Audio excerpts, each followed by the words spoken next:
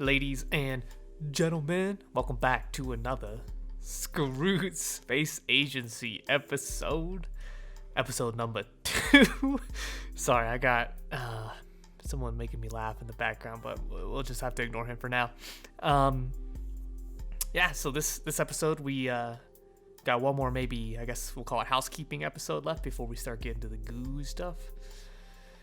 We got to set up a relay network around our little blue ball in space. This one I tried to make it a little complicated. We're gonna send 3 satellites up that are all gonna talk to each other, and so I'll always have a connection back down to the Space Center, which you'll see here in a little teeny weeny bit. But this is special because we're going to launch all of them at the same time. So I'm just building one of them, and then we'll duplicate it, and then we'll launch the bad boy to space. And the way we want to launch said bad boy into space is with a little bit of math. And I'm okay at math. Some people might say I'm actually good at math. I don't. But I did get my degree in math, so maybe I can explain fractions to you here pretty well when we get into space. Yeah, fractions. 4 over 3 is what we want, or really 3 over 4.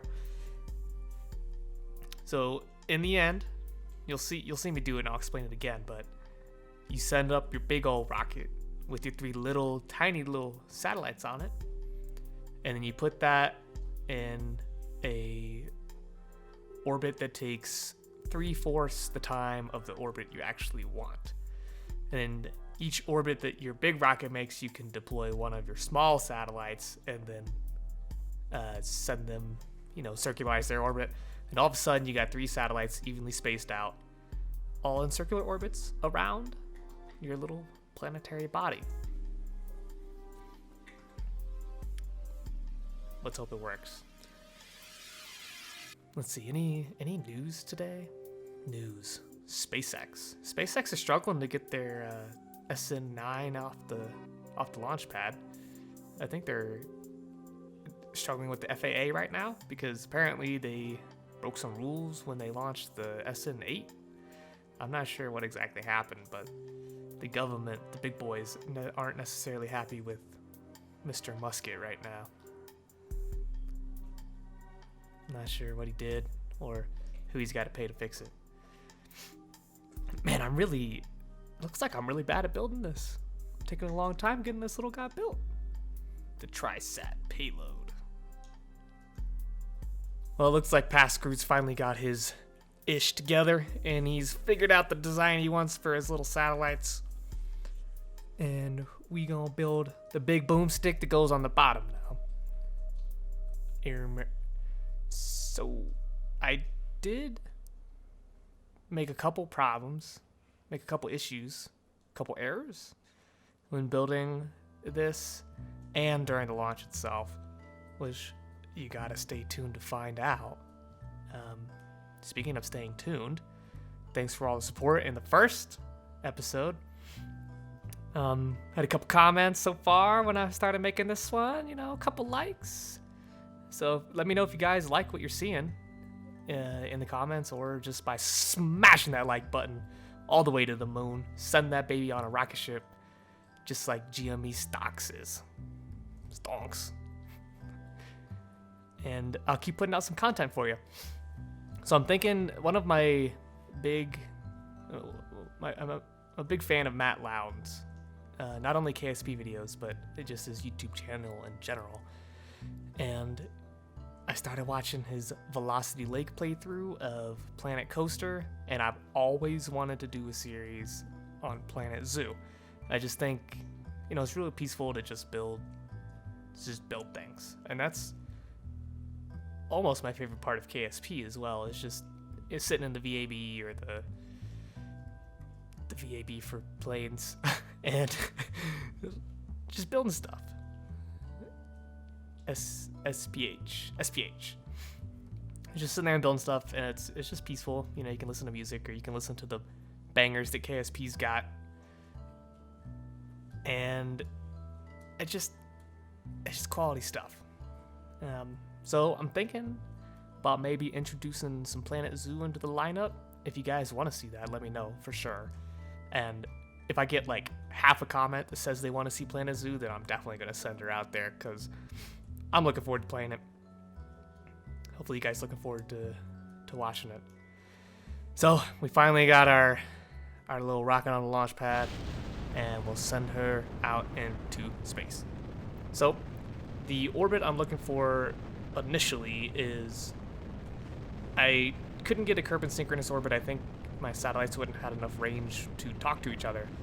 So I was aiming for a semi-synchronous orbit, which is like 1,600 kilometers in orbit or something like that.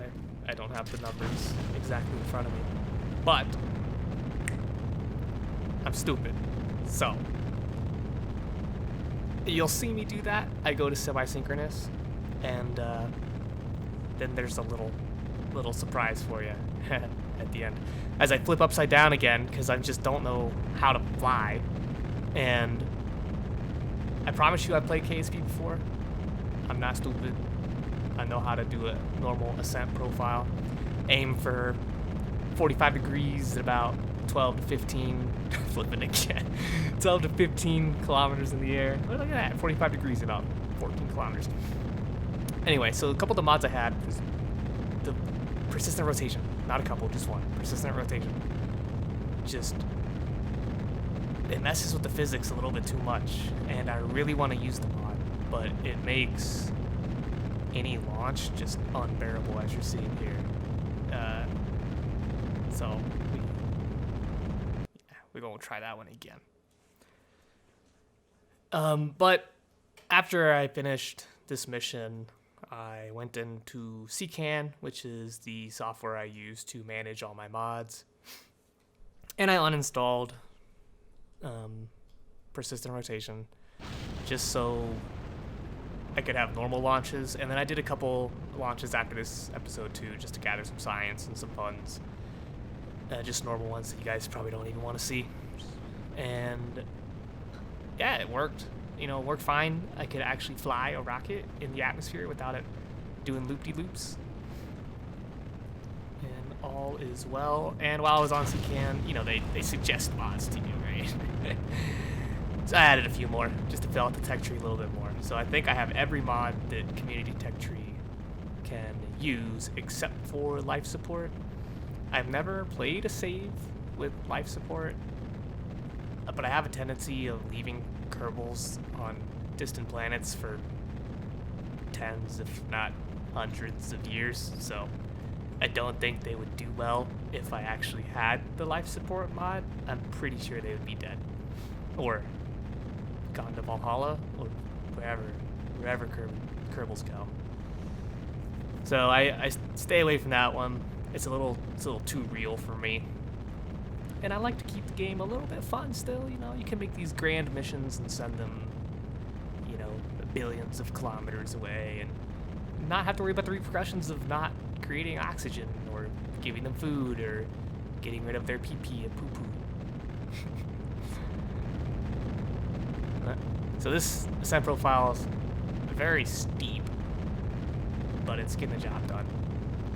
And it's almost easier with remote tech, where you have to be in contact with the ground or a station at all times.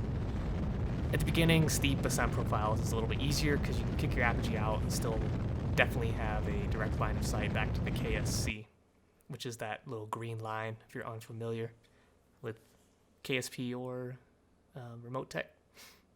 A little green line, and then the little red dot that you see, maybe. Oh, old Sqroots not helping me out. There'll be a little red dot on the KSC, and that just means that's where your signal's being routed to. The closest one, there's a red dot. The closest one to you will be your lag time, which you see in the top left corner. So 0.0003 seconds or whatever, because I'm like on top of the KSC. But the further away you get, the more that lag time increases. Like by the time you get to Minmus, it's about a tenth of a second delay for signal. There are, of course, ways to counteract this, which, if you haven't checked out my mods manuals, I explain in that series when I talked about remote tech. It's a good one if you really need help with the mod, or if you want to learn about a mod, or you just love hearing my beautiful voice on a rainy Saturday afternoon. I recommend you check them out. So we got our little boy in orbit, the Trisats, and we're gonna just try and circularize now, which we will accomplish successfully. And then we'll go for our parking orbit, which I need to get to my parking orbit so I know my, what is it called? My orbital period, I believe. The amount of time it takes for you to orbit the planetary body that you're around. Because you need that number to know, to multiply by 3/4 so you know what your actual target orbit is going to be. I was lazy and didn't send up a test flight first to figure out that orbit, so I circularized my orbit and then I almost like deorbit my craft back the other way, using up almost all my fuel to get to my maths. But as we're so close to circularizing, and I was really stressed out at this point. You see me looking at that red dot and my green line, and I'm like, I know it's going away soon. So I'm holding the Z button as hard as I can and pressing shift at the same time, trying to get a little bit more oomph out of my rocket. And I've got probably 10 seconds before I lose signal. But thankfully, we only have about 10 seconds left of a burn to circularize. So we just about make it by the skin of our chinny chin. I think a second after I complete this burn here. Let's see. Yeah, stop burning and lose signal. Great. So, timed it perfectly. That's why those steeper ascent profiles, especially at the beginning of the game, are easier to handle because you don't have to worry about losing signal while you're trying to circularize and falling back into the atmosphere.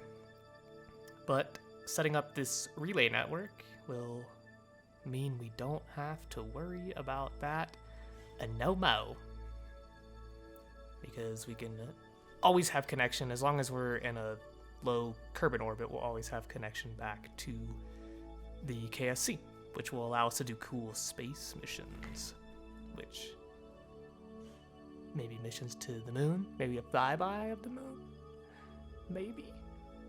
Who knows? Not saying that's the next episode, but you'll just have to stay tuned to find out, I guess. Well, we're back into the time warp now. And this is what I'm talking about, circularizing at our, well, getting signal so we can circularize at our target altitude. And then we'll do some quick maths. Let's see if I can pull up my calculator. So I think our target orbital period was about 3 hours. So, calculator. 3 hours, 60 times 3, 180 minutes times 3 divided by 4 equals 135 minutes was the orbital period that we ended up looking for. It's 2 hours and 15 minutes, which we will get, and it will be in orbit, and the 3 satellites will be spaced out pretty much evenly spaced, about 120 degrees away from each other if the math checks out. But that's where mistake number 2 comes in. And you guys, if you were watching very closely in the build, which it took a while, so you had time to figure it out, these omnidirectional antennas, which work, omnidirectional means they can, they're always going to want to connect. You don't have to point them at anybody. If it's in its little sphere of range, it will connect to that satellite as long as they have an omnidirectional antenna too. The long boys, which I have on every single one of them, only are good for 2.5 million meters, or 2,500 kilometers. I thought that, only 1,500 kilometers away, surely you could reach the ones that are also in orbit with you. May or may not be true. I cannot confirm nor deny those accusations that I've made about my own playthrough. So this is me trying to get in a circular orbit and then doing the quick maths. Beep boop bop. Ring ding ding. 2 hours, 15 minutes. So we're going to go for that. And it's imperative that you are very precise with your burns when you're trying to do these, because if your orbital periods are off by like a second, it really won't matter in the long run, even less than a second. But if your orbital periods for your 3, I call them the trisats, are off by a minute, that means every single orbit, one is either catching up to or slowing down from the other ones, and it won't take very long at all for all 3 of your communication satellites to end up on the same side of the planet, which is never good. So, look at Sqroots being dumb. Decoupled the wrong decoupler. So luckily, I make liberal use of quick saves. I think you should too. I think that's the point of the game. If you don't make liberal use of quick saves, then I would have large amounts of frustration on the regular playing this game. But, you know, if that's your style, then that's your style. I can't stop you from doing it. So we got our trisats out and about, all floating around, doing their own thing. And I decided to use monopropellant to circularize these guys' orbits, because it's easier to kind of fine-tune your orbit with monopropellant instead of an engine, unless you turn your engine thrust all the way down to like 0.5%, which I tend to do sometimes. It just makes it easier. But so we'll circularize with the monopropellant, and then we'll get pretty nice orbits. I think all of them end up within a second of each other, but the only problem is, which I've discussed, is they can't talk to each other once they're there. 2020 hindsight, I guess, but it's the first time I've tried a 3 satellite launch like this to put them all in the same orbit, just spaced out from each other. Usually I just launch 3 rockets, since rockets are pretty cheap in the Kerbal system, which segues me to something I also wanted to talk about. The mods I added when I was getting rid of persistent rotation. One of them is to build rockets based on materials that you mine from other planets, so to really help with our expansion goals. So I can set up my goal is to set up a pretty nice base on the moon and eventually Duna as well, and that we can mine for our own resources and build our own rockets out on those planets. And it'll make it so much easier, especially if we're out on Duna, it'll make it so much easier to leave the Kerbal system or go to those exoplanets out there and visit the Jewel system and stuff like that. And if I wanted to visit the inner planets, it would, like, what is Venus? It's not Venus. It is Venus and Mercury, but in KSP. I don't know. I forget. I went to Sonic today, which Sonic is a phenomenal place to go. And then I went to Sonic, got myself a vanilla cherry slush, right? Which, great on its own.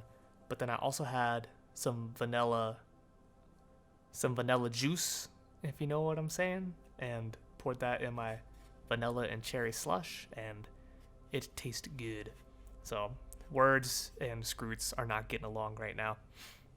It's also late and my eyes hurt. I've been working all day. I still can't think of the name. I'm sorry, guys. This is embarrassing. Anyway, if you have a base on the moon and you're building rockets out there, you don't have to worry about leaving Kerbin's atmosphere to leave. It takes 150, 200 meters per second of delta V to circularize around the moon once you're landed. So, easy enough. So there's our orbit. All 3 satellites are spaced around each other. If I go, wow, look at that. Pretty. Look at how they're not talking to each other because Sqroots is so dumb. Oh, jump to me flying the entire mission again. just aiming for about 800 kilometer apogee, apoapsis, and periapsis height, 800 kilometer circularized orbit. And I spent a lot more time making sure these orbits were about as circular as you can get, so that they will always be rotating. And here I am time warping through so you can see that it actually works. So thanks for stopping by. I hope you guys like the episode, and I look forward to sending you guys to the moon next time. So Sqroots is out of here.